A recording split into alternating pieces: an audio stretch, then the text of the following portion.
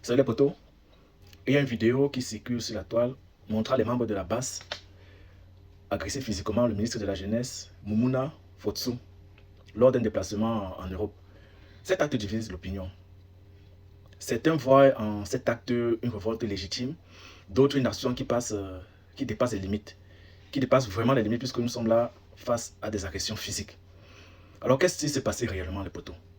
Pourquoi est-on arrivé à là? Et surtout, est-ce que cette violence sert ou dessert réellement les causes du peuple camerounais? Est-ce qu'on doit faire de la politique dans la violence? Les potos, dans cette vidéo, nous allons analyser 3 éléments et ça sera en 3 parties. La première partie, c'est le fait. Que s'est-il réellement passé? Qui est la BAS?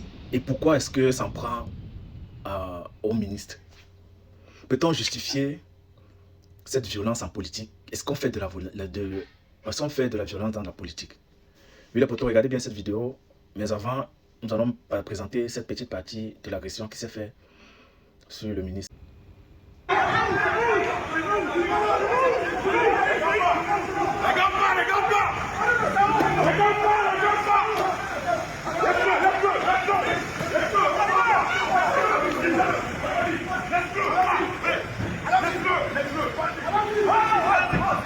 Ce qu'on voit dans cette vidéo, les potos, est aberrant. On veut un pays qu'après le régime doit être tranquille. Mais si c'est comme ça qu'on doit diriger le pays, il y a beaucoup de questions à se poser. Nous voyons le ministre Mounouma Fotso en déplacement officiel en Belgique et des membres de la BAS qui surgissent et commettent des interpellations violentes. Les altercations, je pourrais dire, ont dégénéré, où on voit ensuite des insultes, des bousculades et même des coups de poing sur le ministre. Et cette vidéo est devenue virale des heures après sa création et ça crée vraiment un débat immense. Pourquoi la BAS a-t-il visé ce ministre? Bon, c'est pas uniquement ce ministre qu'ils ont visé, puisqu'ils ont visé beaucoup d'autres ministres. Mais le ministre de la Jeunesse, M. Fossou, est accusé de faire partie du système BIA, que la BAS considère comme corrompu et dictatorial. Il aurait été perçu comme un complice de la mauvaise gestion, la mauvaise gouvernance et surtout du chômage des jeunes camerounais. Pour la BAS, attaquer les membres du gouvernement en déplacement en Europe est une stratégie pour leur faire payer leurs actes envers le peuple camerounais. Mais la question se pose. Est-ce la meilleure manière de faire passer un message, les potos? Est-ce que c'est ainsi réellement qu'on doit se faire entendre? Qui est effectivement la BAS? C'est un groupe de la diaspora camerounaise opposé au régime BIA et c'est né en 2018 après les élections volées pour ce Maurice Kamto. Elle regroupe essentiellement les Camerounais vivant à l'étranger, dans tout l'étranger en quelque sorte, et qui s'oppose à la corruption et à la dictature.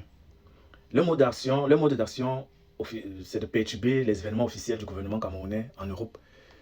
Ils ont mené plusieurs actions, dans lesquelles nous avons en 2019 déjà, avec l'attaque contre le président du Sénat, Niad Difendi. En 2020, la manifestation contre le séjour de Paul Biya à Genève. En 2021, la perturbation du meeting officiel du RDPC à Paris et à Bruxelles. Mais la BAS a toujours utilisé la pression politique et le harcèlement public. Cette fois-ci, ils sont passés à des agressions physiques. Ils disent réellement que les dirigeants ne nous écoutent pas. La violence est notre dernier recours. Les politiciens camerounais pillent le pays. Ils doivent soutenir et sentir la colère du peuple, ce qui est vrai. Si nous les laissons circuler tranquillement en Europe, c'est comme ça qu'on les encourage. Ça, c'est leur revendication, ce qu'ils disent. Mais d'autres dénoncent ces méthodes. La violence entraîne plus de violence et n'apporte aucune solution. Cela discrédite la lutte et donne une mauvaise image des opposants, plus principalement l'opposant principal Maurice Kamto. Les dirigeants vont utiliser ces actes pour justifier encore plus les répressions au pays et ça met en défaveur le président Maurice Kamto dans sa lutte. Et il n'en peut rien, il ne peut pas. Ceux qui demandent de se désolidariser, ce n'est pas lui le commanditaire, il ne peut rien du tout. Rien que dénoncer comme toute autre personne. Est-ce réellement une meilleure façon de pouvoir se faire entendre politiquement? Moi, je ne suis pas d'accord avec ces actes d'agression physique. Oui, l'interdiction, les revendications, ça fait partie du pouvoir que le peuple peut avoir. Mais déjà se mettre à agresser physiquement un homme pour revendiquer, je ne suis pas d'accord avec ça, à mon humble avis. Parce qu'on ne saurait vouloir diriger un peuple et agir de la sorte. Certes, beaucoup de personnes verront cela comme étant une façon pour eux de s'exprimer. Mais nous ne sommes pas dans des aires où on utilisera la barbarie pour pouvoir se faire entendre. Actuellement, nous devons nous mobiliser massivement, nous inscrire sur les listes électorales, afin de faire entendre nos voix. Certes, nous saurons tous que nos voix seront bafouées, seront volées, mais nous devons trouver des stratégies plus lucides et sereines, afin de pouvoir changer ce pays.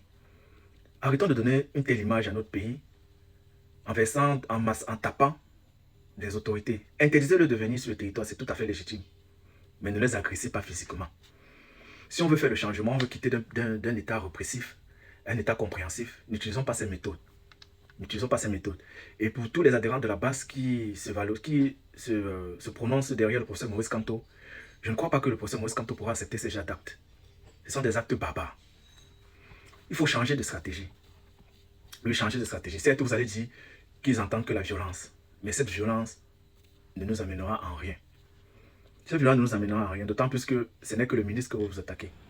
Ce n'est pas le président direct qu'on attaque. La révolte populaire pourra donner un impact significatif sur le changement de ce régime. Mais cette révolte populaire se fera au Cameroun, devant la présidence, mais pas en tapant physiquement les membres du gouvernement. La colère du peuple camerounais, je comprends, c'est compréhensif. Mais est-ce que ça passe par la violence? Mais est-ce que c'est en passant par la violence contre les ministres en déplacement, est-ce que cela c'est une solution viable? Et cette répression violente doit se retourner aussi contre nos propres opposants qu'on met en avant. Oui, les potos, dites-moi en commentaire si cet acte est justifié ou si ce n'est qu'une erreur de stratégie.